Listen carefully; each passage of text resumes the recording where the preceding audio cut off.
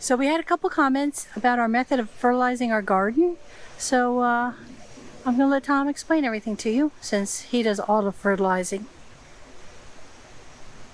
Yeah, like Dawn said, we had a few comments asking how we do our liquid fertilizer, and I've been doing it this way for many years, and it's kind of trial and error to get where we are now. So if you're going to do this, I recommend you start low and work your way up, because you have to kind of know what your plants need to make sure you give them enough, and at the same time don't overdo it. And when I say you have to know what they need, like for example the onions, in the springtime I'm going to give them straight nitrogen, and then once they start to bulb, then I don't give them any nitrogen at all, and then I switch to straight phosphorus and potassium. So once again, you kind of have to have an idea what they need so you don't overdo it. I used this type of thing in the past. I have a couple, 2 or 3 different kinds that we used. These work okay, but you can't control. The only way to control how much you're giving them is by how you mix the fertilizer, and even then, like if your water pressure is low or high, it's going to change. So we went to this. We bought this I don't know, 3-4 years ago. We've been using it. I got it on Amazon. We'll try to leave a link for it. This is actually an injector for soap into a pressure washer, but it works perfectly because the water comes through and you can adjust the amount of fertilizer, and I got it set and tightened down where I want it, and I kind of don't play with it. I just leave it, and then I just got a pipe fitting on here just to weight down the filter so it stays in. But once again, there's more than one way to regulate how much fertilizer you're putting in. One way is with the mixture, and the other is how much water or how much you put on the plants. When I go through, like some things I'm going to fertilize as I go up the aisle, and I'm going to fertilize as I come back down. Other things I'm just going to hit one time, and that's it. And the other thing is I don't fertilize anything until it's been in the ground for at least 2 weeks. So we'll kind of show you how we do it. This just gets screwed on here, and once again, my setting is just a setting that I've gotten that I kind of like, and so I don't really usually play with that. Sometimes if the water pressure is different, I might play with it, but I try not to because I got it set where I like it.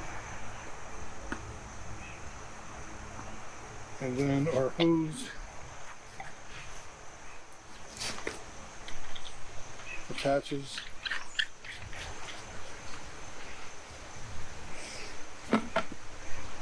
I like to use this gallon jug, and then I just take right out of that, and then I can kind of watch it go down, and I have an idea if it's going the rate I want. So this will go in there, but not quite yet. This is my other mixer. So what I use is, these are liquids that I can buy locally. This is 1806, so this is basically just all nitrogen. This used to be called superphosphate, but they went to a different brand, 0026. Even though I know it's got phosphorus in it, in our state, they're kind of hard on how much phosphorus you can put down. So full rate for these fertilizers, for me, is 32 ounces per gallon. You take 32 ounces, put it in a gallon of water, and then spray it out. But I never ever do full rate. I usually do quarter rate, which is going to be 8 ounces in a gallon. So I'm going to put 8 ounces of the superphosphate, 8 ounces of the nitrogen, put that in there, fill that up to a gallon level, and then I'll start spraying that, if that makes any sense. Now with my onions like a lot of nitrogen, so those I'll do half rate until they start bulbing, and then I'll do half rate on the phosphate. 8 ounces. So once again, you have to kind of know what your plants need.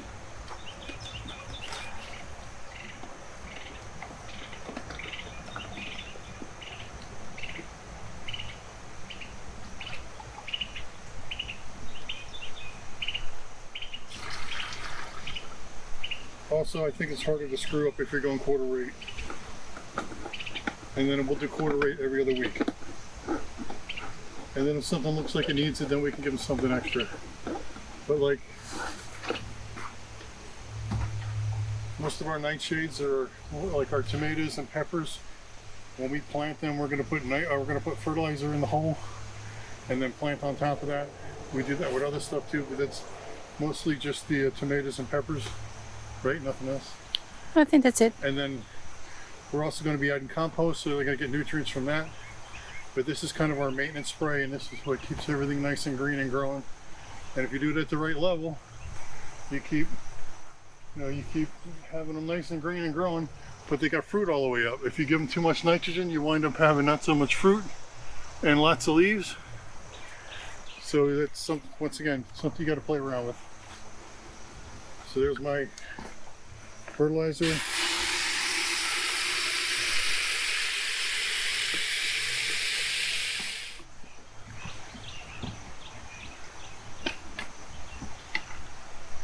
Now that it's mixed, we put the injector in. If you put it in too early, you wind up having a really strong fertilizer in the line.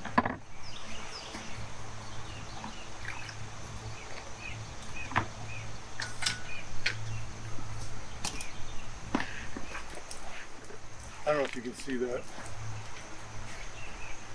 See the fertilizer come up through. See, it's moving right there. It's going up. Oh, here it comes. See the fertilizer?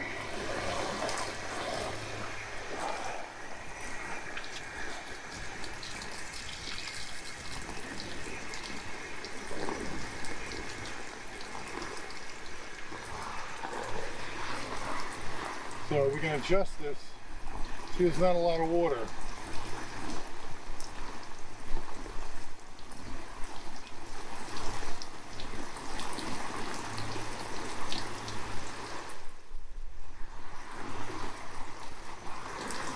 And that's what I'm going to go with. I'm just a little bit above the 128. I'll fertilize these flowers. You see where it is? Yep.